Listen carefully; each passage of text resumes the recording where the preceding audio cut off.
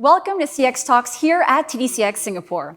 Today we are proud to present to you CX Talks Fintech Fireside Chat, an intimate gathering with leaders in the fintech industry. Today's big question, how should fintech companies prepare for the next phase of growth in an increasingly volatile economy? To discuss this and more, we have Anton Dreyer, APAC Head of Partnerships and Strategies from Stripe. We also have Sophie, Wong, Point Carbon Zero Program Lead at Google Cloud Singapore. And ladies and gentlemen, here's your host, Loukas Tourkomanis.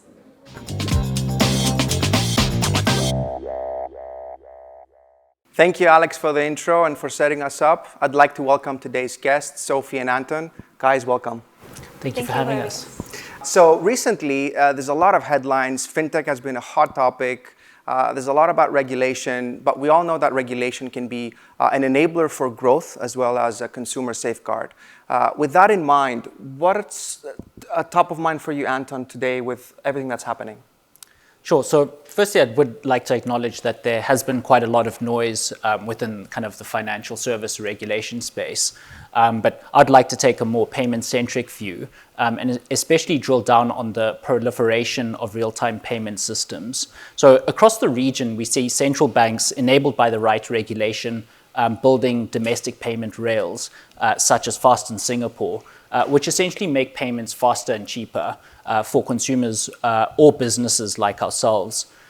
We really benefit from that underlying infra layer, and this enables sort of consumer surfaces like Pay Now, which is what you and I would engage with.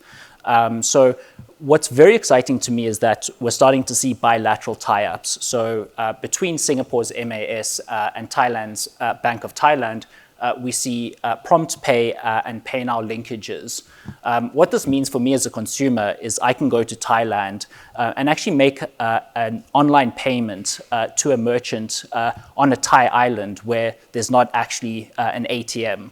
I think this is really cool because it just shows how payments or regulation has enabled payments.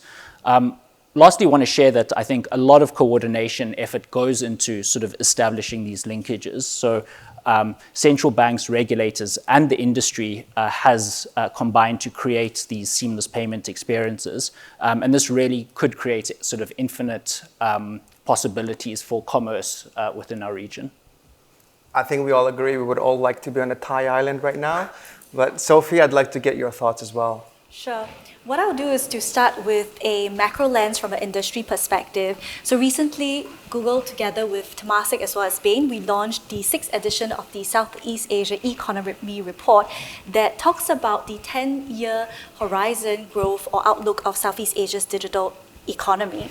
And in this report, we talked about how traditional incumbent banks do enjoy a very strong ecosystem support because of the productive regulations that they already have or the incumbent integrated partnerships. But over the last few years, we have seen a very strong trajectory growth of pure fintech plays versus the very established financial institutions from a perspective of how they are able to have a stronger pace of innovations driven by a very fast-growing suite of financial products that they offer, as well as very, very dedicated specific platform.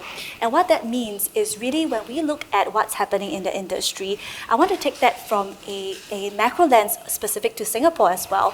And with that, we see that the financial sector in Singapore actually makes up 14% of our GDP, as well as over the next upcoming years, we see about 4 to 5% of growth per year, as well as about 4,000 jobs being added. And what that means for Singapore as an economy is the importance of how the financial sector is towards our economic ambitions.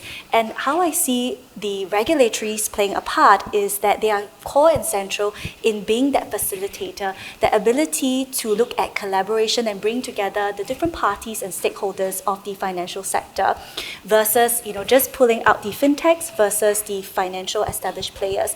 And what do I mean by that? I'll cite a recent example of the Singapore Fintech Festival that happened in November last month, and we saw about 62,000 attendees, 115 or more than 115 countries coming together, and this is all orchestrated by the Monetary Authority of Singapore. And that really talks about how the regulators are taking a front seat or that role in bringing together the public-private partnerships and being the orchestrator. I'll give another example as well of one of our blockchain startup companies that we work with, a financial blockchain platform. They are actually a joint venture between a global bank, a local bank, as well as a sovereign wealth fund. So when you ask about what's happening in the regulatory space or in the headlines that we are seeing a blend or that open ecosystem of partnerships, and how the regulators are being that core and central facilitator to encourage and build a thriving ecosystem for the financial sector.